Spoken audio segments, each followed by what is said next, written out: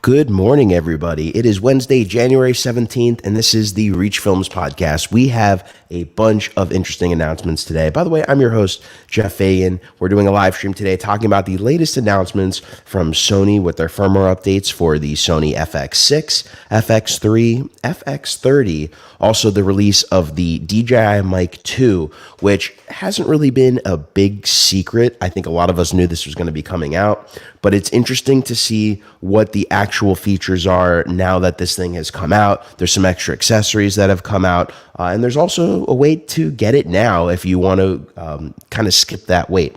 But let's start off with the firmware updates for the Sony FX6, FX3, and FX30, because in my opinion, that was kind of the big unexpected announcement today.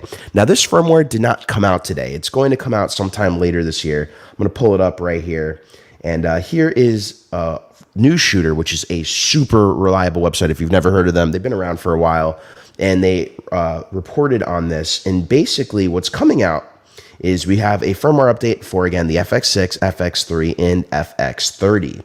Now, the FX6 is going to be different from the update that the FX3 and FX30 gets. Now, what the FX6 is going to get, we are going to get a 1.5 times D-squeeze for anamorphic filming in the FX6. 1.5 is becoming a little bit more normal now, so it makes sense they'd want to add that for monitoring, as the FX6 is totally being used way more than anticipated in cinema use, especially compared to other cameras like Red and RE. It's just becoming a lot bigger. And then what the FX6 is also getting is the monitor and control feature, which is essentially the ability to use the monitor and control app that the FX3 and the FX30 has already been given. So now you can wirelessly monitor your FX6 from your phone, which is pretty cool. Up until now, you've pretty much had to use an external wireless transmitter of some sorts, and you don't always need that, especially on lower indie budget shoots. The next thing FX6 is getting is a new preset 709 tone, which is essentially, so if you're on set with multiple cameras, they're not all the same brand, you can now film in Rec 709, or at least have the Rec 709 LUT on your display native from the camera, and it kind of matched the Rec 709 that all the other cameras have, so it doesn't look too far different when you're using like a Sony and a Red, or Sony and an RE, maybe Sony Blackmagic, Canon, whatever it may be. So it's pretty cool they did that. And then the last is kind of expected. It's just more updates for new lenses that have come out, so that way they are supported on the FX6. And just for notation here, it's the 100 to 400 GM and the 200 to 600, and they did the breathing compensation on them as well. So now let's talk about the FX3 and FX30, because this is kind of the real big update that I'm excited for. So the big thing is we are getting shutter angle finally. So for those of you who know shutter angle, I'm sure you're happy. For those of you who don't, look, we're not getting increased image quality. What shutter angle does is it gives you shutter degrees. So you may have heard the whole 180 degree rule when you're filming. You want like double your frame rate for your shutter speed. Well, in cinema, typically on cinema cameras, we film at 180 degrees.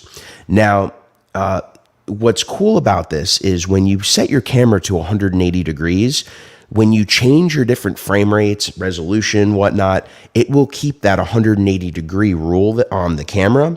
And that means that the camera will automatically do the math to change your shutter speed in the camera to keep it at 180 degrees or whatever your shutter angle may be. Let's say for whatever reason, you need it to be at 90 degrees no matter what. It will keep it at 90 degrees no matter what frame rate you have it on. So if you're flipping back and forth between like, let's say like 24 and even like 120p or 60p, whatever it may be, this is going to be super helpful. And it's something that switching back from the Red to the Sony ecosystem, that was kind of annoying, because every time I switch frame rates, I have to change my shutter speed to kind of keep it double my frame rate.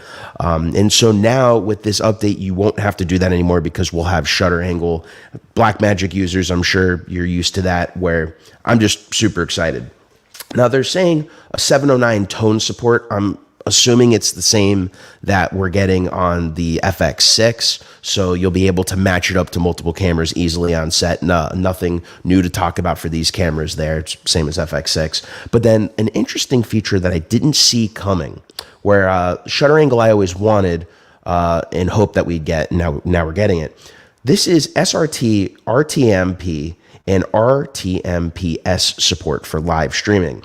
Now, there's no details on how Sony is going to handle this, whether we're going to be able to do this wirelessly or we're going to have to hook up via the USB to a computer. I'm hoping it's wireless because it's doing RTMPS support, but essentially, by using RTMPS and all these features, you can live stream directly to a live streaming service or a live streaming platform if there's no interface to do so. And that's why I'm wondering if this is going to be a wireless feature in the FX3 and FX30, which would be pretty killer because that's what we're starting to get on a lot of newer cameras. Like look at much cheaper cameras like the Osmo Pocket 3, even like the OBSBot Tail Air that you may have seen. I've done some videos on. A lot of these newer cameras are coming out with all these wireless live stream functions.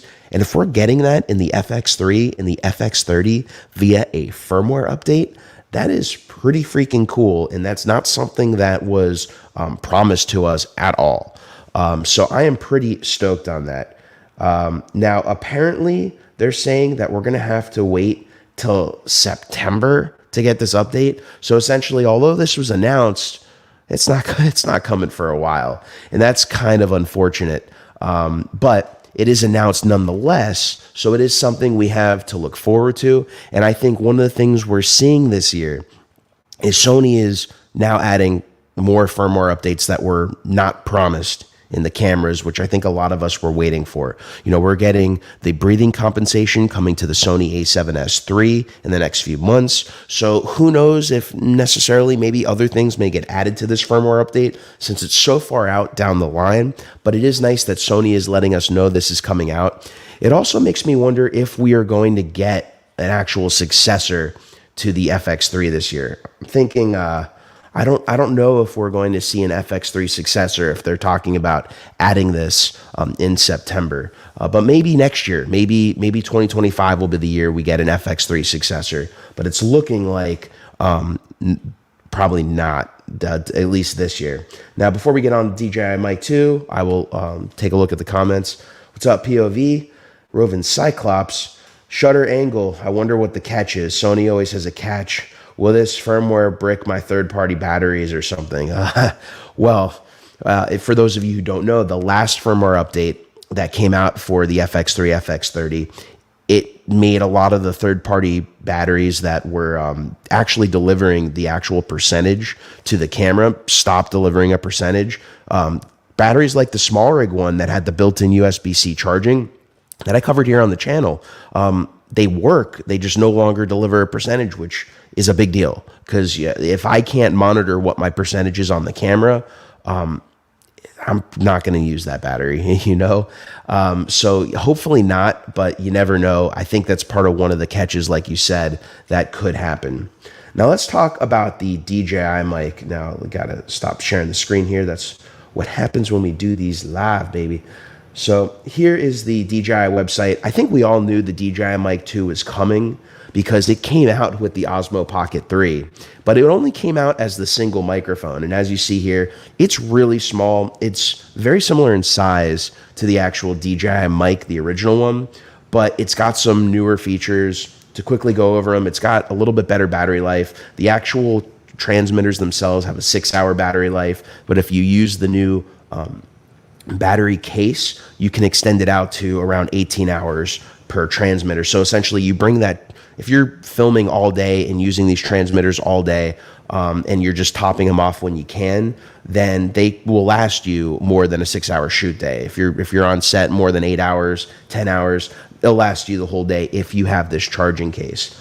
The range is a little bit been extended. That's really not a big deal for me because I'm typically pretty close to my talent when I'm using microphones like these. It's got 8 gigabytes of internal storage, which equates to a 14 hours of record time. It's also got, the typical USB-C on the transmitters itself, which you're going to need to use that to actually get the internal recordings off of, and also charge the transmitters if you're not going to use the case or if you're just using one, which I will be in that scenario sometimes. I didn't buy the DJI Mic 2 as part of the creator combo, when I got my Osmo Pocket 3. And part of the reason I didn't get it is I knew, seeing the features like 32-bit float audio recording, which these have, I knew I was going to end up picking this up so I can use it with my actual cameras. And I figured, why am I going to pick up this one microphone that eventually I'll get this combo and then I'll have 3 microphones and there's really no way to use 3 of them. So I'll probably be picking off one of the microphones out of this kit occasionally just to use with my Osmo Pocket. And who knows, occasionally I may use 2, because that's part of the cool part about the Osmo Pocket is you can actually apparently hook up both of these microphones to the Osmo Pocket 3 without even having to use the receiver. You can use the receiver that's just built into the Osmo Pocket 3. And then, of course, if you're using a mirrorless camera or you're using your phone, whatever you may need to hook up the actual receiver to your phone camera, whatnot, it'll accept 2 in. Now, what's in the box? You get the receiver, you get the 2 transmitters, you get the charging case. You have a slot now for the DJI Mic 2 phone adapter, the USB Type-C, and the Lightning. And that's actually a really big deal because for me, part of my problem with a lot of these devices is that a lot of the times there was not a slot for these adapters, and so I would lose them. Or I'd have to like put them in little pockets and have to fiddle around and try to find them. And they just weren't together tightly compact with the actual kit itself.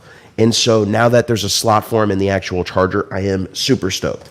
There's obviously the mic windscreen. There's a magnet clip if you want to actually just clip it via a magnet somewhere on your shirt without having to use the cold shoe clip. Charging cable, carrying case. I don't know how often I'll use the carrying case. But from what I understand, the windscreens don't fit in the actual charge case. So if you want to keep it compact, you may want to use that carrying case. So now let's talk about the price. Let's also talk about where to order from. Because first off, if you order from Amazon right now, I've got an affiliate link in the description below. If you order on Amazon, you can actually get them overnight. Probably if you order within the next few hours. Typically what happens with these releases is you can get them on Amazon really quick right at release, and then they like sell out, and then eventually they're back on Amazon, and then it's back to normal 2-day shipping with Prime. But for whatever reason, I've noticed on the last few DJI releases, the Osmo Pocket 3, the DJI RS3, RS3 Mini, those products I was able to get on Amazon literally right after the announcement and get overnight shipping. This thing's going to show up at like 4 a.m., although I do have to sign for it, which is going to suck. But all right, let's talk about price. So if you want to get the full combo, you can get the full combo for $350, and that comes with everything discussed. If you want to get, looks like, I don't get why they're mentioning there's a 200. Okay, it's interesting. They put for $250 you can still get the DJI mic, but I mean, why? You know, the other things you could buy in addition to getting this whole Mic 2 kit with the case and the 2 transmitters and 1 receiver, you can actually buy just the transmitter and 1 receiver by itself for $219. I don't know why they're not pushing that on their website. I think it was more above. Yeah, more right here.